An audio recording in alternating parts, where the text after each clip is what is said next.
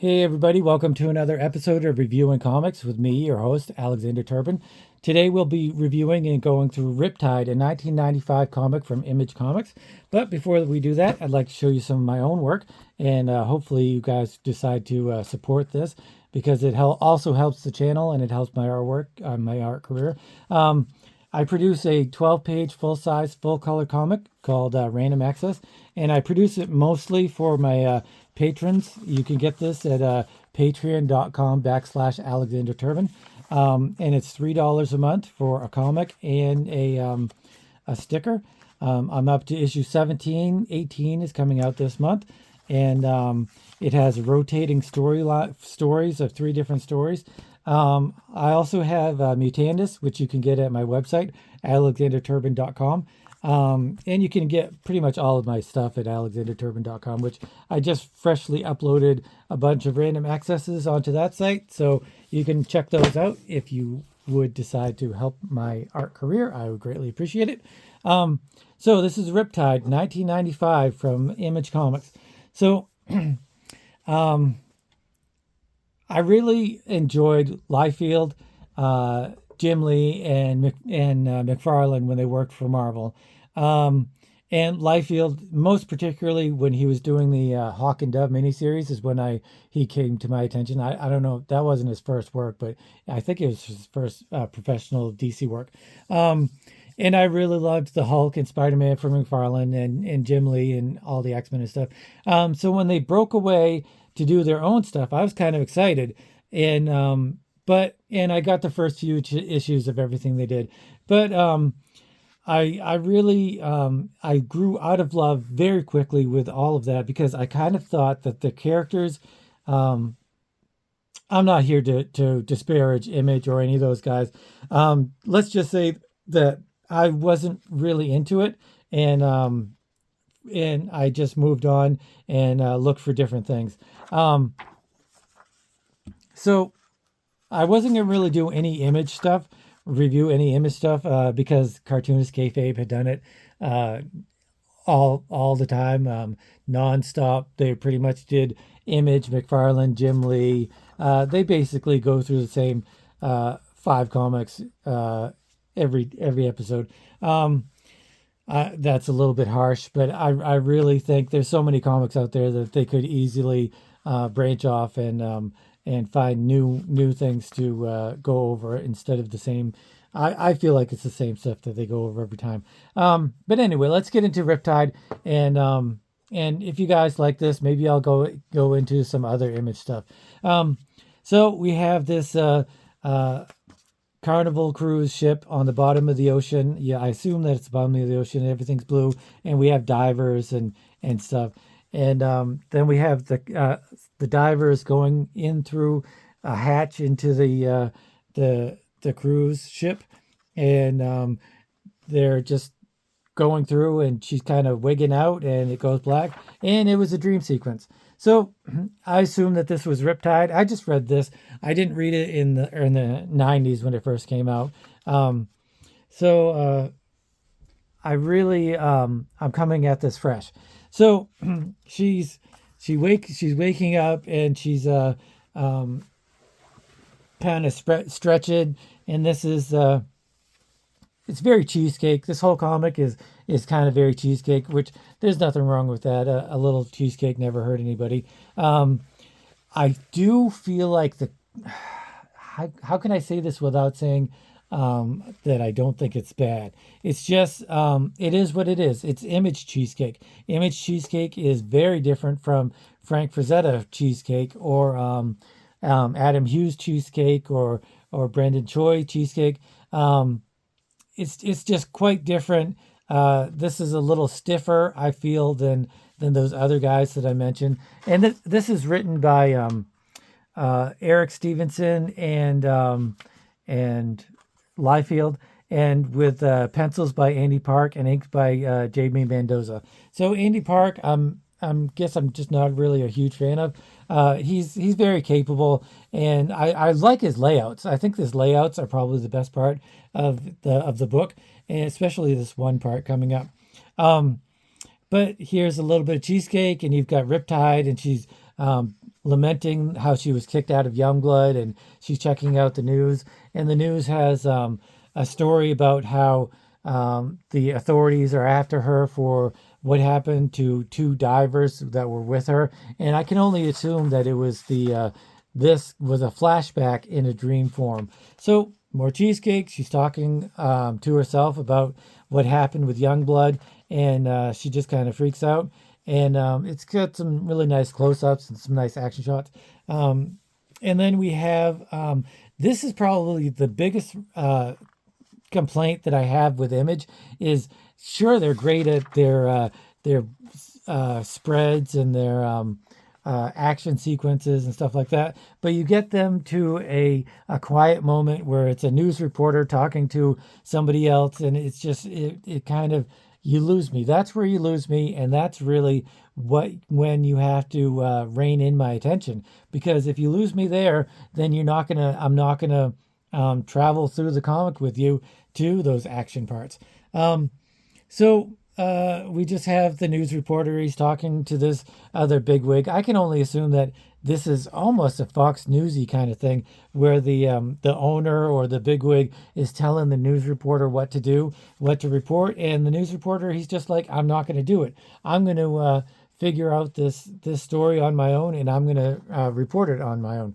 So then I think this is like the head of Youngblood or whatever. The coordinator or the creator or whatever, who runs Youngblood. And so he wants to get back at Riptide for, I guess, posing in a Playboy type thing. That's what I got from the story. But he doesn't really want to ruin her career. He wants to smack her down a little bit. So he hires this character, Battlestone, and he's gonna send Battlestone to fight Riptide, I guess. So they just talk about what he wants from him and what he wants him to do and stuff. So then we flash forward or flash away to Riptide, and she's walking along the boulevard or whatever, trying to go into Starbucks or whatever, and you got all the dudes staring at her. So it's more cheesecake, more long legs and perky boobs, and slightly Asian eyes. I don't know if is she supposed to be Asian? Are they all supposed to be Asian? All Asian women? But anyway, Riptide meets Masada, another part of Youngblood, I guess. They have some cordialness and greetings and stuff, and they're talking about what's happening to her and how she's being attacked by the Youngblood corporate leadership, I guess is what it is, or government leadership. So they go and they're gonna have dinner, and Masada is selling Riptide that she should just kind of give herself up to the authorities, and they'll figure out a way to redeem her or prove her innocence. And they're sitting there having dinner or lunch when these government guys show up. They all kind of look like Gambit, and they're all in suits, and they all look the same. All regular non-superhero dudes look pretty much exactly the same. I'm not going to lament that. I'm not saying that that's a horrible thing. It is what it is. So we go back to the reporter. He's looking things up. He finds out something astounding. That's why the big eyeball. And then we flash sideways to Riptide and Masada running away from the police, and Masada trying to get her to turn around and give herself up. But Riptide is like, no, I'm not going to do that. But eventually the cops do catch her, and she does give herself up, and that's pretty much how it ends. Masada then is contacted by the news reporter, and even though he started saying bad things about Riptide and attacking her, I guess he wants to make things right and kind of show the world the things he's found and redeem Riptide and get her out of the trouble that she's been in. And then there's a whole bunch of pinups and advertisements for more Extreme Studios and Image stuff. It's pretty standard image stuff. So the writing, we're going to go into the writing first. It's pretty standard. It's not bad. I like the voices of all the characters.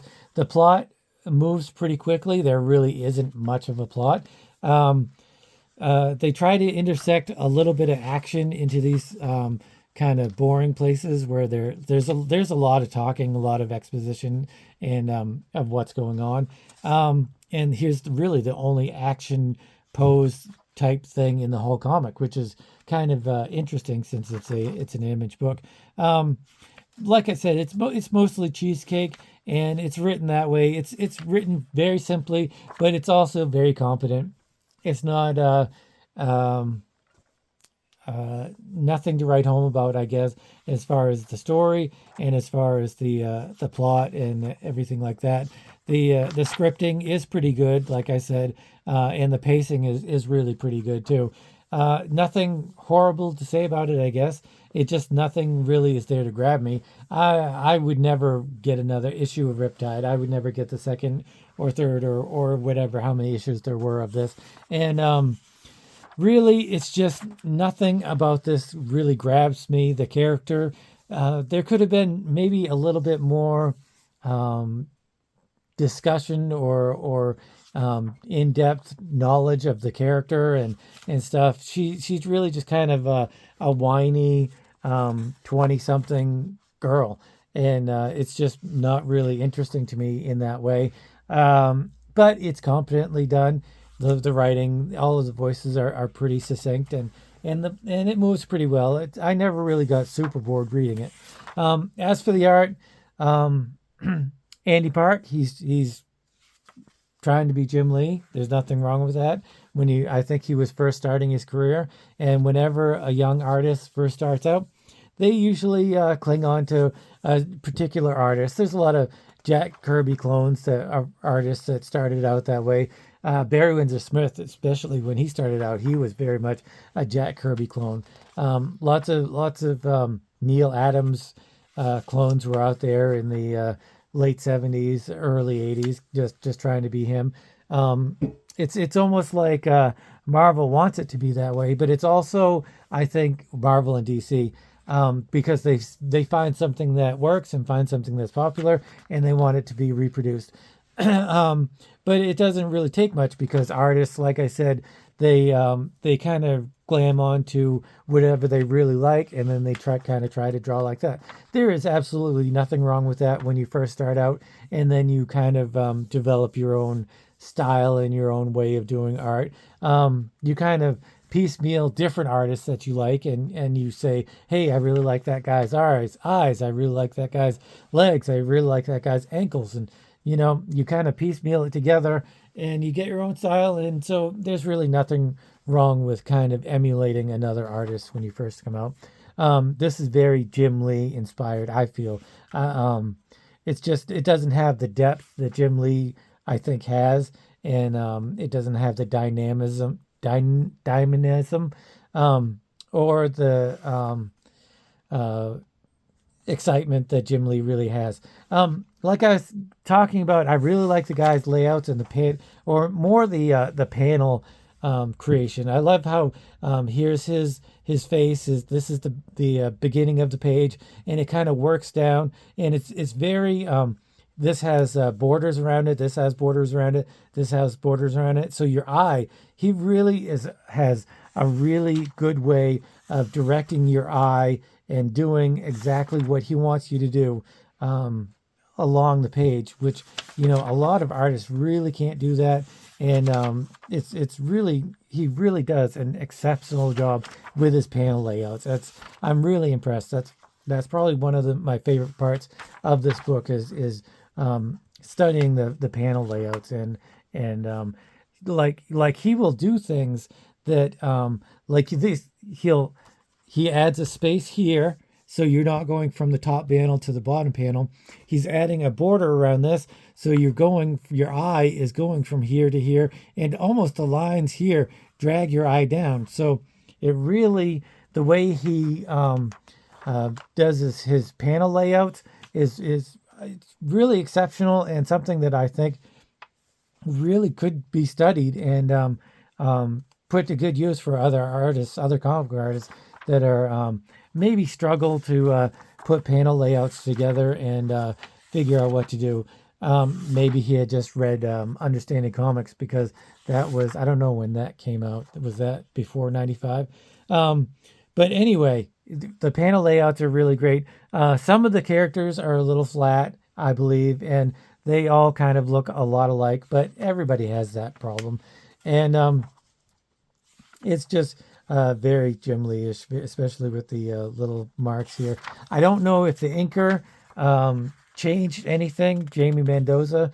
I don't know. I'd have to check out some Andy Park pencils or different inkers that ink them. But it's certainly not bad. It's very competent.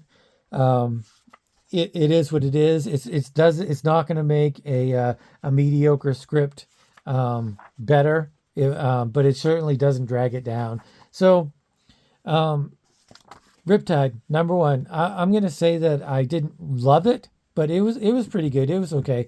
I'm going to give it a 6, which is pretty much my baseline. If I'm not interested in buying the next copy, that knocks it down a bunch of points in my opinion. So Riptide #1, a 6 for me. Let me know if you guys would like me to go over more Image comics, or if you're fine with no Image comics. That's cool. Whatever you guys like. So if you guys enjoy this kind of content, please consider subscribing, hitting the notification bell, giving me a thumbs up. That I don't know what the YouTube algorithm is, but everything good helps. So a notification bell and a thumbs up I'd really appreciate it. So let me know what you guys think of Riptide, what you think of cheesecake in general, and just let me know what you guys think. And thanks for watching, and I will see you guys next time.